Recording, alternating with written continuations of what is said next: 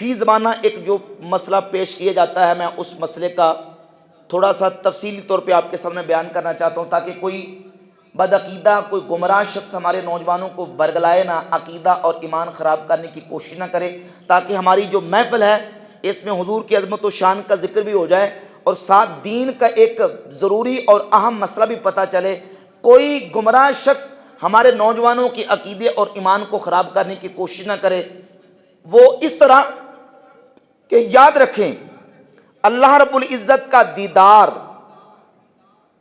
دنیا میں اور آخرت میں، دنیا میں اور آخرت میں، یہ اہل سنت و جماعت کا عقیدہ، اجماعی قطعی عقیدہ ہے کہ آخرت میں اللہ رب العزت اپنے ایمان والے بندوں کو اپنا دیدار عطا فرمائے گا۔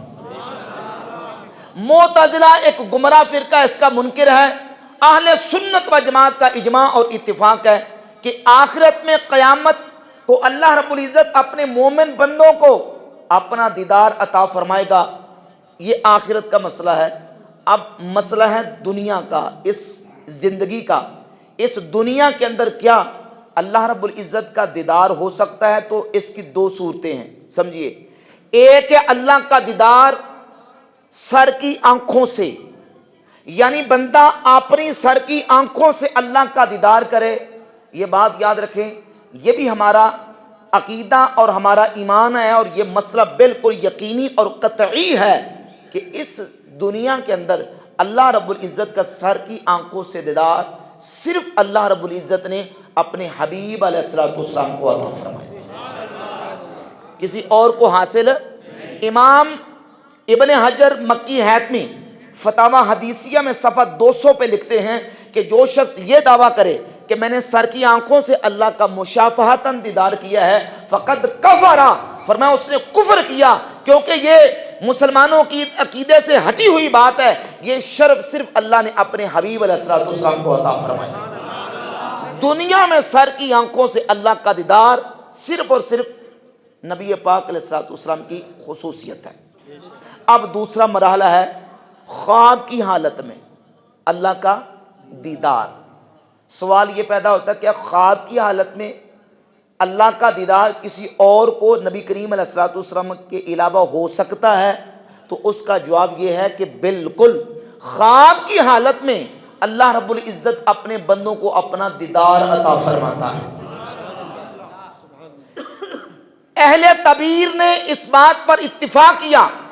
حافظ ابن حجر عسقلانی فتح الباری شرح صحیح بخاری میں جہاں کتاب الرؤیا کا چیپٹر آیا، وہاں انہوں نے واضح طور پر یہ لکھا کہ جوز اہل التعبیر رؤیت الباری فی المنام، کہ اہل تعبیر نے خواب کے اندر اللہ رب العزت کا دیدار کرنے کو جائز قرار دیا ہے کہ خواب میں اللہ اپنے بندوں کو اپنا دیدار عطا فرماتا ہے۔ نمبر ایک۔ نمبر دو، تعبیر و رؤیا کے امام محمد ابن سیرین رحمۃ اللہ تعالی علیہ سے امام دارمی اپنی سنن دارمی کے اندر جہاں انہوں نے اللہ رب العزت کو دیکھنے کا باب قائم کیا، تو اس میں دوسری روایت لے کے آئے۔ امام محمد ابن سیرین فرماتے ہیں جس نے خواب میں اللہ کو دیکھا، اس کی تعبیر یہ ہے کہ اللہ اسے جنت میں داخل فرمائے۔ ذرا محبت سے سبحان اللہ کہتے جائیں۔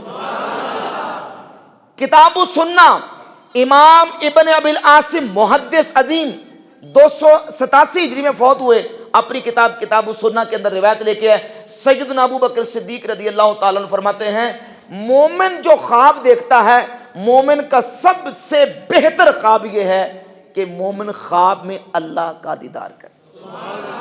پھر اس کے بعد یہ ہے کہ نبی پاک علیہ السلام کا دیدار کرے، اور اس کے بعد یہ ہے، یعنی خیر کے اعتبار سے، کہ سب سے آخری درجہ یہ ہے کہ جو والدین دنیا سے ایمان کی حالت سے چلے گئے، خواب میں ان مومن والدین کو دیکھنا بھی بہترین خواب ہے۔ پہلا درجہ اللہ کے دیدار کا، دوسرا حضور نبی پاک علیہ السلام کے دیدار کا، اور تیسرا درجہ مومن والدین کے دیدار کا۔ کتنے حوالے ہو گئے؟ 3 حوالے۔ چوتھا حوالہ مسند ابی یعلا کے اندر امام ابو یعلا اپنی سند کے ساتھ روایت لے کے آئے، امام حسن مجتبی، امام مولا علی کے بیٹے امام حسن مجتبی نواسہ رسول فرماتے ہیں رأیت رب تبارک و تعالی، میں نے خواب دیکھا اور خواب میں نے رب کا دیدار کیا۔ کتاب المعجم الاوسط امام طبرانی کی سند حسن کے ساتھ یہ روایت موجود ہے، رقبہ بن مسخلہ تابعی، صحابہ کے شاگرد تابعی ہیں، وہ کہتے ہیں خواب میں نے اللہ تبارک و تعالیٰ کا دیدار کیا۔ ہلیات الاولیاء کے اندر امام ابو نعیم الاصفہانی نے امام اوزاعی کا بیان نقل کیا۔ امام اوزاعی بہت بڑے عظیم محدث، وہ کہتے ہیں میں نے خواب میں اللہ تبارک و تعالیٰ کا دیدار کیا۔ سیر و اعلام نبلاء کے اندر امام ذہبی امام احمد بن حنبل کا قول ذکر کرتے ہیں۔ امام احمد بن حنبل کہتے ہیں میں نے خود خواب میں رب تبارک و تعالیٰ کا دیدار کیا۔